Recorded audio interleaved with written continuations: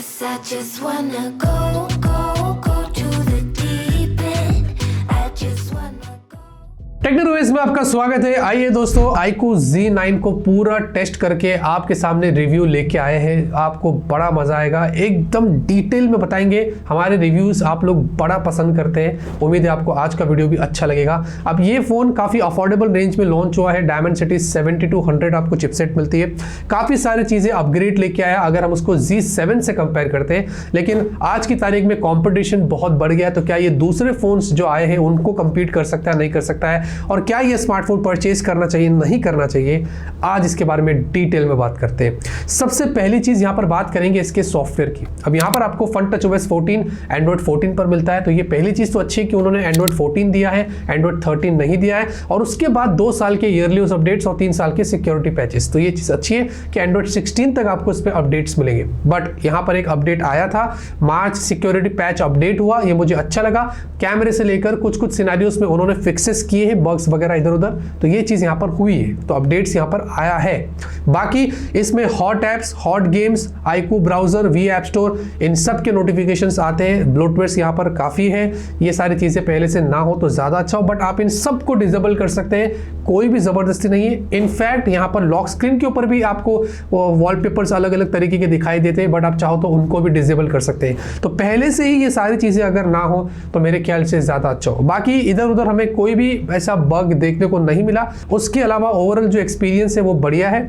Stock dialer दिया गया है, तो कॉल रिकॉर्डिंग करना है तो वो भी आप यहां पर कर सकते हैं।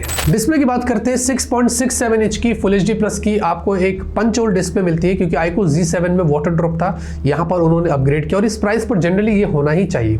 चिन भी आपको यहां पर कम मिलती है प्राइस के हिसाब से, स्क्रीन गार्ड लगा कर दिया है और ड्रैगन ट्रायल की डिस्प्ले पर प्रोटेक्शन भी दिया है, तो प्रोटेक्शन के मामले में सब कुछ यहां पर लगा हुआ है। अच्छी बात है कि स्क्रीन गार्ड दिया है, ये सारी चीजें लोग पूछते तो यहां पर दिया गया है। बाकी ये 8 बिट डिस्प्ले और 1800 निट्स की पीक ब्राइटनेस है।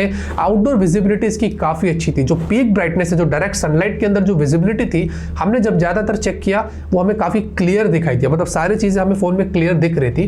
तो जो आउटडोर में अगर आप इसका ज्यादा इस्तेमाल करते धूप वगैरह में, तो ये डिस्प्ले काम करता है। लेकिन ऑलवेज ऑन डिस्प्ले इतना ब्राइट नहीं था, वो मैंने नोटिस किया। नेटफ्लिक्स पर HDR का आपको सपोर्ट मिलता है, प्राइम वीडियो पर फुल HD का आपको सपोर्ट मिलता है, और यूट्यूब पर भी आपको HDR का 2160p का सपोर्ट मिलता है। तो ये सारा सपोर्ट यहाँ पर इसने काफी अच्छा लेके आया। फ्लैट डिस्प्ले ओवरऑल इसका जो एक्सपीरियंस है प्राइस के हिसाब से वो अच्छा है। और हाँ, आपको बता दूं, अंडर डिस्प्ले फिंगरप्रिंट स्कैनर भी है, क्योंकि एमोलेड डिस्प्ले 120 हर्ट्ज की हायर रिफ्रेश रेट दिया है, तो उसी के साथ उन्होंने अंडर डिस्प्ले फिंगरप्रिंट स्कैनर भी दिया है, तो वो भी यहाँ पर काफी अच्छे से काम करता है। कॉल क्वालिटी की बात करें तो यहाँ पर हमने डुअल सिम लगाकर चेक किया इसमें, और दोनों में आपको 5G का सपोर्ट मिलता है। और हमने हमारी टीम में एक बंदे को दिया था, तो उसने कॉलिंग को लेकर कोई कंप्लेंट्स नहीं किया। मैंने बहुत सारे रिव्यूज किए हैं फोन्स के, आज तक कॉलिंग को लेकर मुझे कभी भी कंप्लेंट नहीं आया। आई डोंट नो व्हाई, कोई ऐसा ड्रॉप इश्यूज नहीं था। इनफैक्ट अभी भी नेटवर्क फुल है, वाईफाई भी फुल है, सब कुछ फुल दिखा रहा है, तो यहाँ पर कोई भी हमें प्रॉब्लम नहीं हुई थी। अगर आप इसमें इनफैक्ट कॉल रिकॉर्डिंग करना है या बात करना है, नेट आप कुछ भी करो, वहां पर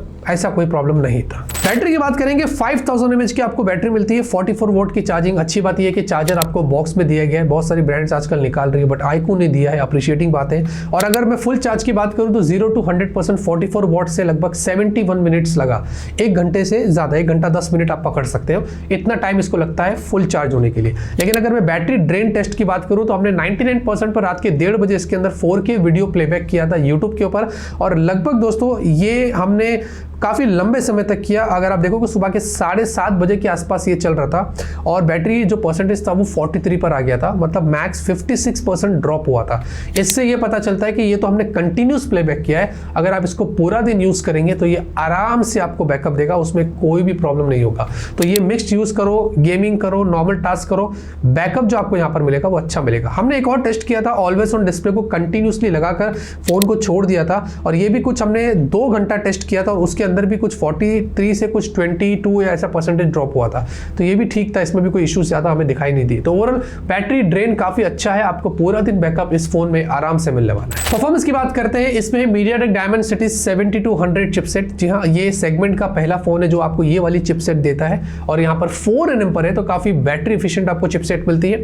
यहाँ पर 4D वाइब्रेशन दिया गया है गेम के अंदर, आपको 1200 हर्ट्ज का इंस्टेंट टच सैंपलिंग रेट है, मोशन कंट्रोल है, ये सारी चीजें दिया है गेम प्ले को और इंप्रूव करने के लिए। लिए जो ज़्यादातर आईक्यू के फोन्स में रहता है वो यहाँ पर भी है। साइड से आपको एक बार मिलता है गेम प्ले का, आपको अगर गेम को कस्टमाइज करना है, आपको ट्विक करना है परफॉर्मेंस को, वो सारी चीज़ें यहाँ पर लगी हुई है, वो आप सब कुछ कर सकते हैं। BGMI हमने टेस्ट किया, HDR हाइपर सेट करके कोई प्रॉब्लम नहीं है। Call of duty very hyper आप गेम सेट करके खेल सकते हैं, तो कोई लैग स्टटर हमें ज़्यादा दिखाई नहीं दिया। गेम प्ले परफॉर्मेंस उस मामले में काफ़ी स्मूथ था क्योंकि चिपसेट यहाँ पर काफ़ी अच्छी है। हमने जेंशिन इम्पैक्ट भी टेस्ट किया था, लगभग इसमें हमने काफ़ी लंबे समय तक खेला और इसमें 60 FPS कॉन्स्टेंट फ्रेम रेट था और मैक्स 42 डिग्री सेल्सियस ये हीट हुआ था। तो जेंशिन इम्पैक्ट जैसे गेम को इसने झेला है, इससे ये पता चलता है कि ये परफॉर्मेंस यहाँ पर आपको काफ़ी अच्छी देने वाला है अगर आप इसमें हाई एंड गेम्स भी क्यों ना खेल ले। बाकी हमने एक वीडियो रेंडर टेस्ट किया था, 1.5 GB के आसपास एक फाइल साइज थी और हमने इसको लगा दिया और लगभग इसने 6-7 मिनट के आसपास जो वो रेंडर ले लिया, जो मेरे हिसाब से थोड़ा सा ज़्यादा ले लिया। हालांकि वीडियो ड्यूरेशन काफ़ी बड़ा था, 12 मिनट का था। जनरली फोन्स 4 से 5 मिनट में हो जाते हैं, बट इसने थोड़ा सा ज़्यादा लिया, बट नॉट बैड। फिर भी रेंडर इसने अच्छे से करा और उसके अंदर भी मैक्स 41 डिग्री सेल्सियस हीट हुआ था, तो ये भी काफ़ी अच्छा कंट्रोल टेम्परेचर था। CPU थ्रॉटल बहुत अच्छा निकल कर आया था, 95% के आसपास स्कोर आया था, जो मुझे काफ़ी सही लगा और मैक्स इसमें 44 डिग्री सेल्सियस हीट हुआ था और जो एंटूटू था वो भी 7 लाख से ज़्यादा था। तो सब कुछ यहाँ पर स्कोर जो निकल कर आए थे, जो परफॉर्मेंस और जो टेस्टिंग थी गेम प्ले को लेकर, वो बहुत ही स्मूथ थी। लेकिन कुछ इश्यूज है, जैसे कि इसमें आपको LPDDR4X और UFS 2.2 मिल रहा है। जनरली बहुत सारी ब्रांड्स आजकल ये दे रही है, जैसे कि नथिंग फोन 2A में भी हमें यही मिलता है और उसमें भी लैग और शटर का हमने नोटिस किया था इशू, वो फुल रिव्यू में आपको शायद हमने बता दिया रहेगा। लेकिन यहाँ पर इसके अंदर भी हमने एक स्पीड टेस्ट किया, तो सबसे पहले तो जब स्पीड टेस्ट हुआ तो वहां पर कोई प्रॉब्लम नहीं थी, हम सारे ऐप्स ओपन करके क्लोज कर रहे थे, ज्यादा कोई लैग स्टटर ऐसा कोई इश्यूज नहीं दिखाई दिया। फिर हमने सोचा कि 5 मिनट बाद आकर चेक करते हैं और देखते हैं कि यही सारे ऐप्स अगर मेमोरी में रहते हैं या नहीं रहते।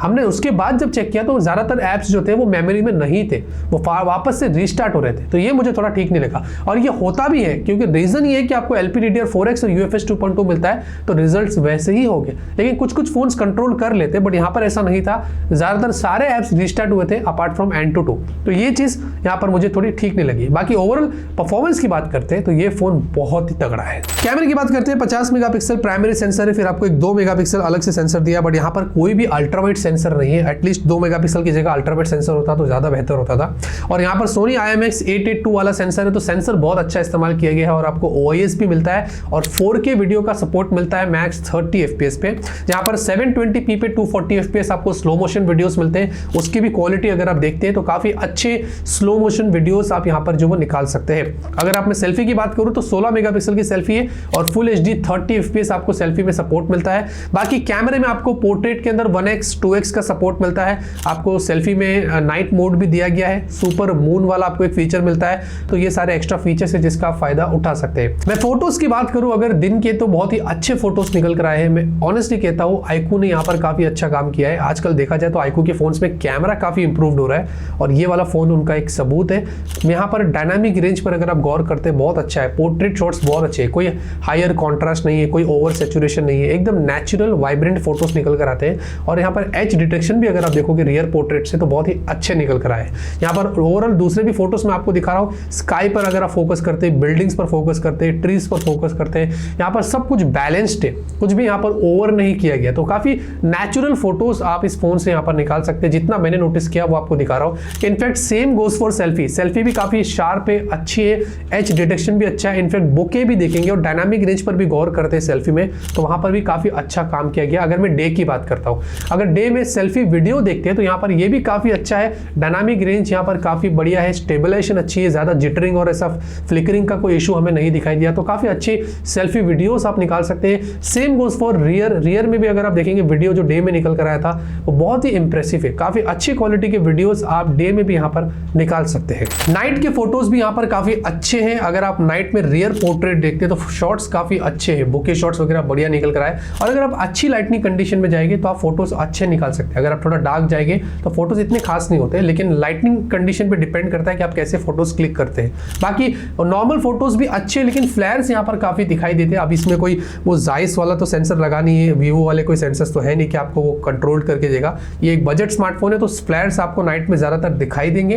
बाकी सेल्फी भी यहाँ पर काफी अच्छी निकल कर आई है, प्राइस के हिसाब से हमने जितने भी फोटोज लिए दिए थे, वो बहुत अच्छे फोटोज निकल कर आए थे। खास करके अगर आप अच्छी लाइटिंग कंडीशन में जाएंगे तो आप बढ़िया सेल्फीज यहाँ पर नाइट में निकाल सकते हैं।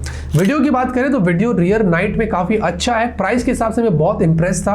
स्टेबलाइजेशन भी ठीक है, थोड़ा बहुत घोस्टिंग आपको दिखाई देगी, लेकिन मुझे लगता है कि बीइंग 20,000 रुपीज़ फ़ोन जो वीडियो निकाला है इसने रियर में वो बहुत अच्छा है। सेम गोज फॉर सेल्फी में भी इसने काफ़ी अच्छी क्वालिटी के वीडियो निकाला है। इनफैक्ट स्टेबलाइजेशन, कलर, लाइटिंग सब कुछ अच्छा है। तो ओवरऑल नाइट में भी काफ़ी सेटिस्फाइंग फोटोज निकल कर आए हैं। डिज़ाइन और बिल्ड की भी बात कर ले भाई तो यहाँ पर आपको पीछे जो है ये जो कलर है हमारे पास ब्रश्ड ग्रीन है, आपको एक आई थिंक ब्लू कलर भी देखने को मिलेगा, लेकिन बहुत ही ऐसा अलग डिज़ाइन है। आई थिंक ये वेवी डिज़ाइन जिसको बोलते हैं, वेव्स जो होते हैं पानी में जो आते हैं, कुछ वैसा यहाँ पर जो एक्सपीरियंस होगा अगर आप जब इस फ़ोन को होल्ड करेंगे देखेंगे, काफ़ी अलग लुक है। तो मैं ऑनेस्टली कहता हूँ लुक इसका मुझे काफ़ी अच्छा लगा है। पॉलीकार्बोनेट बैक है, पॉलीकार्बोनेट फ्रेम से, 7.83 mm थिकनेस, 187 ग्राम्स, तो काफ़ी लाइट वेट और बहुत ही स्लिम स्मार्टफोन है। तो आपको जो फॉर्म फैक्टर है, जो होल्ड करने पर जो ग्रिप मिलेगा, जो कंफर्ट मिलेगा, वो इसमें काफ़ी अच्छा मिलेगा। IP54 आपको रेटिंग्स भी देखने को मिलती है, तो यहाँ पर भी कोई खास कंप्लेंट्स नहीं है। हाइब्रिड स्लॉट है, इसमें फुल साइज स्लॉट आपको नहीं मिलता है। बाकी उसके अलावा डुअल माइक आपको मिलता है, डुअल स्पीकर की क्वालिटी अच्छी है, अप टू 200% तक यहाँ पर वॉल्यूम मिलता है। तो यहाँ पर मैं आपको एक ऑडियो प्ले करके सुना ही देता हूँ।